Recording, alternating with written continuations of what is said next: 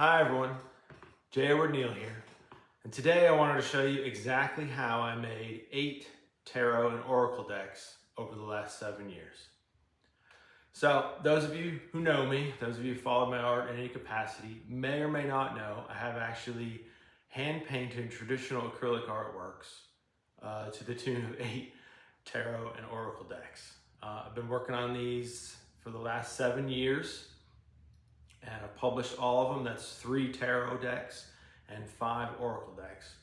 And right now, I just want to show you how I did that. Well, let's get started. Okay, so in the beginning, I really didn't have any idea of even wanting to do tarot or oracle. It was kind of on the periphery of my awareness, something I knew just a very little tiny about. But as the years passed and as I made more art, more and more people kept coming to me and saying, hey, you know, maybe this would be good on a tarot deck or an oracle deck. The artwork kind of fits the theme. And so I really started to do some homework and research and decided, yeah, you know what? I'm going to give this a go. Boy, did I ever. I fell down a rabbit hole like no other. So let's get started. I want to kind of talk about the beginning of the process all the way until the end publishing of a deck. Okay, so like I mentioned, all traditional artwork, absolutely no digital, definitely no AI, which is how most people are doing it these days, unfortunately. I wanted to show you 4 artworks from 4 different decks, and these are the original paintings except for the first one, this one.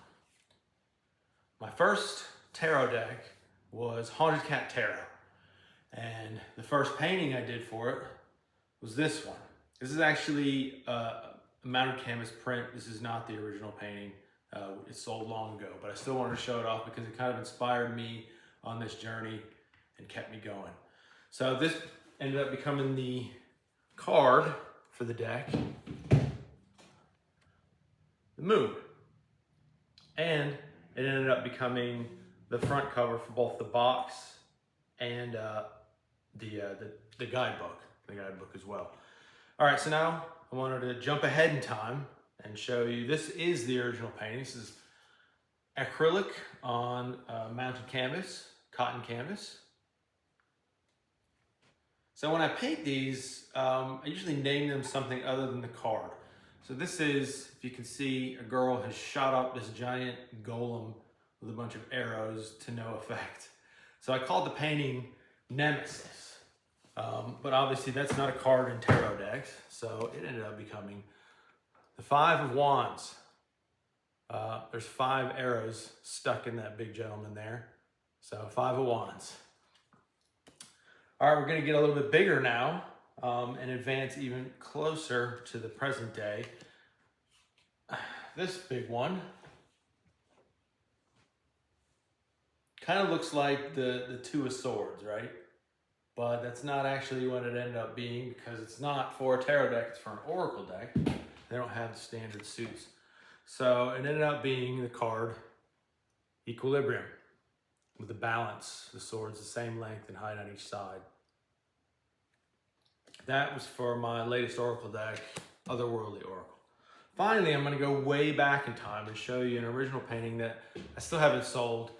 It's an old one, and I painted it for the Dreams and Incarnations Oracle deck, which is my second oracle deck.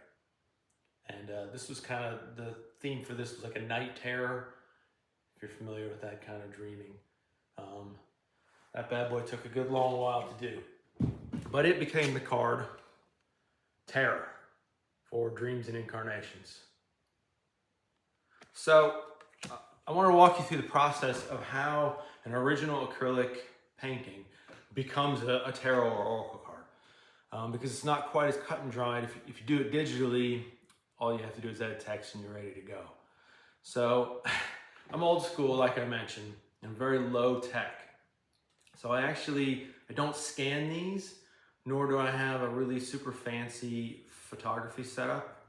I use my iPad, partially because it actually does take pretty good photos, but it's not ridiculously high res. And when you take pictures for cards, You don't want the graininess or uber sharpness that sometimes a high-end camera can make.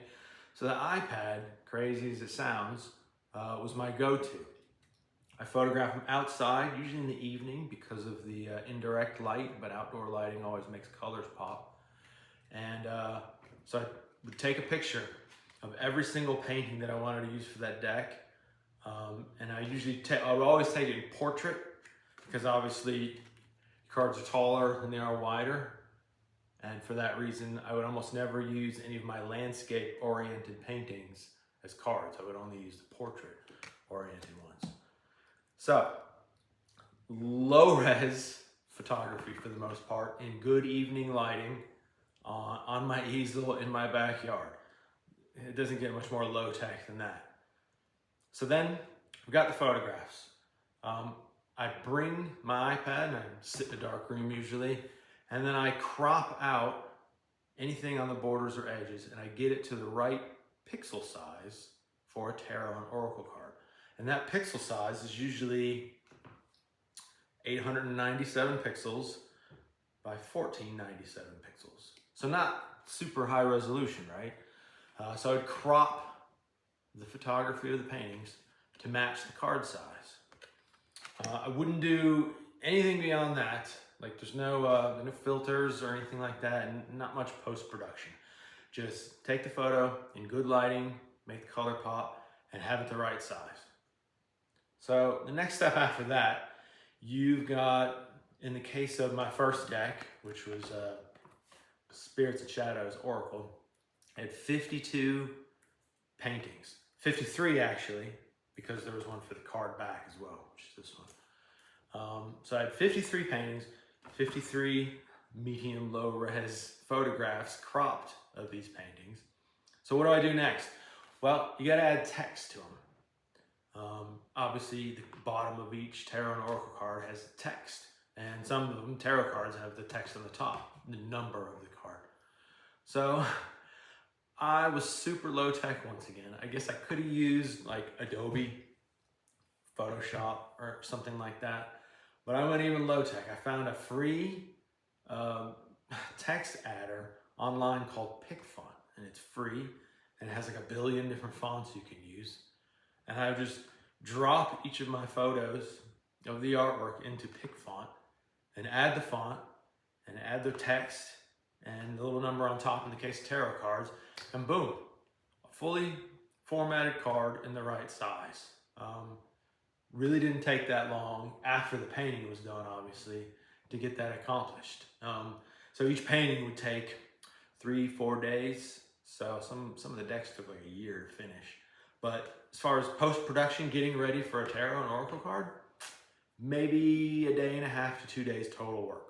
Not that bad. So if you've got a bunch of art and you want to make a deck, you might already have the hardest part of the business done. You might be ready to go. Okay, so you got 52 in the case of tarot decks, 78 fully formatted cards ready to go. So then you've got to print them.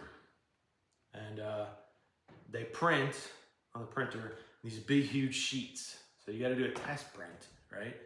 And you got to make sure your text is spelled correctly, because believe me, I had more than a few little oopsies, errors with that. But you got to make everything spelled right. You got to make sure text is centered. You got to make sure the cards look good and appealing on nice, buttery, flexible cardstock that can easily be shuffled a lot, because people love to shuffle their tarot and oracle decks. Riffle shuffle or traditional shuffling. They got to be durable, everything for that. So you print a test copy, and if everything's ready to go, then you're ready for like bulk printing. But you're not done yet, because you've also got to have box art, front and back.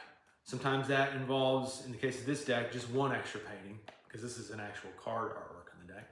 So I actually had to do 53 paintings for Spirits and Shadows. And for some of the tarot decks, I did up to 80 paintings, which is why they took so long to do. Okay, so you've got a box done, and you've got font on the box. And once again, I used a super cheap pickfont.com, old school, low budget box maker to make the boxes.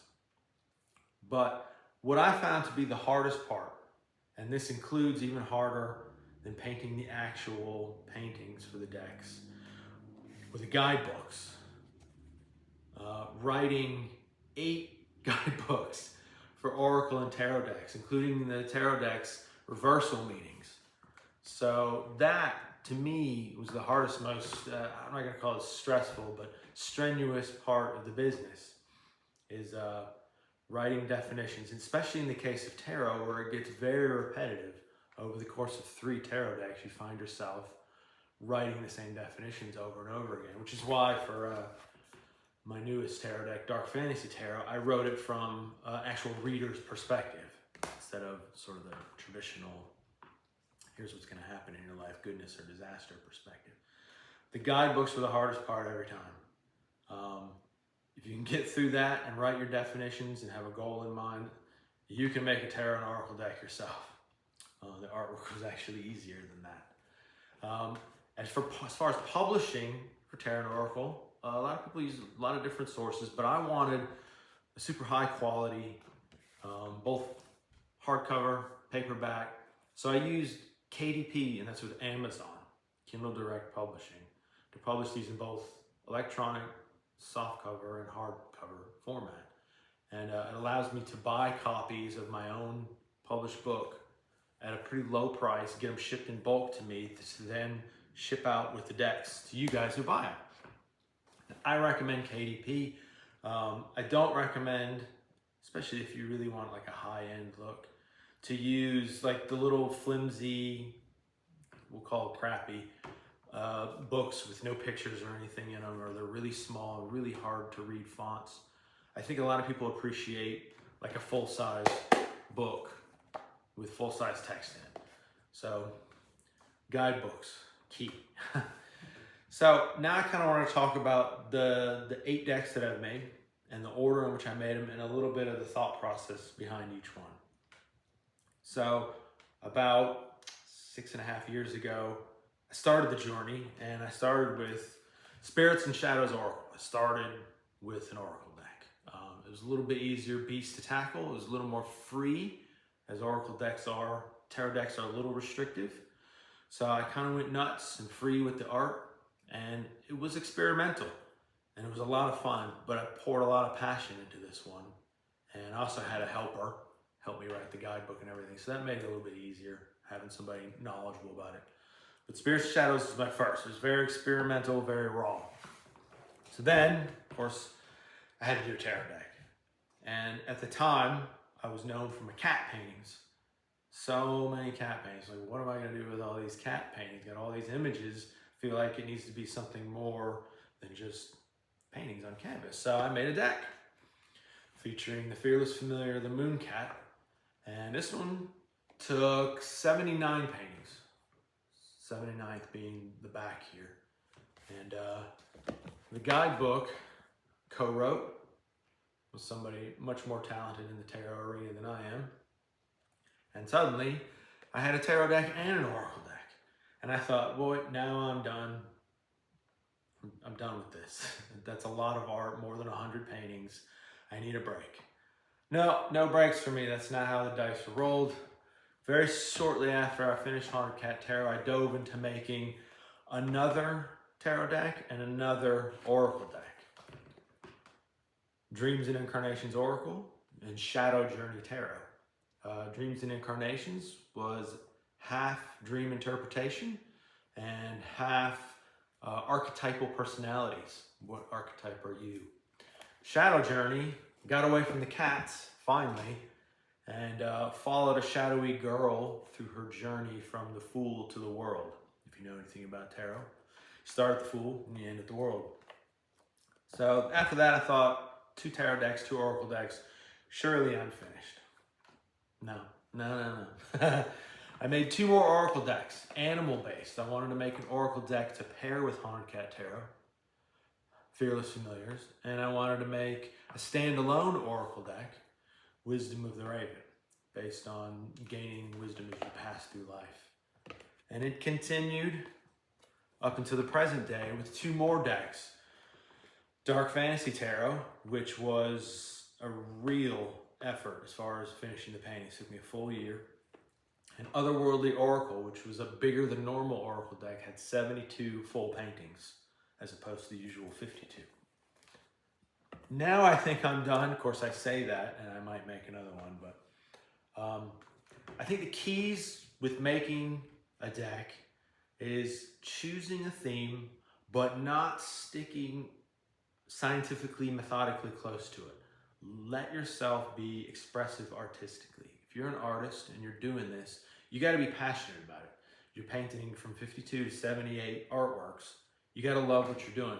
You can't get sick of it. So I think you pick a theme, you know, maybe it's cats or a certain kind of animal or a surreal kind of deck, and you stick to it, but you don't cling to it. You let yourself wander. I think people who read Tarot and Oracle and they like the art-based decks will appreciate that from you if you do that. And another thing is paint from the heart. You know, maybe you're not painting, maybe you're drawing, maybe you're watercoloring, whatever medium you're using, paint from your heart. Don't get too stuck in the meaning of the card. I feel like most people are intuitive enough to follow your process as they look at the card. Okay, especially with Oracle because it's much more free. So don't get too scientific.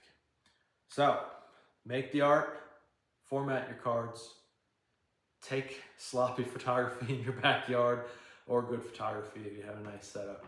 Write your guidebook, print a test, print your final, find a place to publish your guidebook, preferably a low-cost one, and sell your deck if you want to, or maybe you just want to make it for yourself.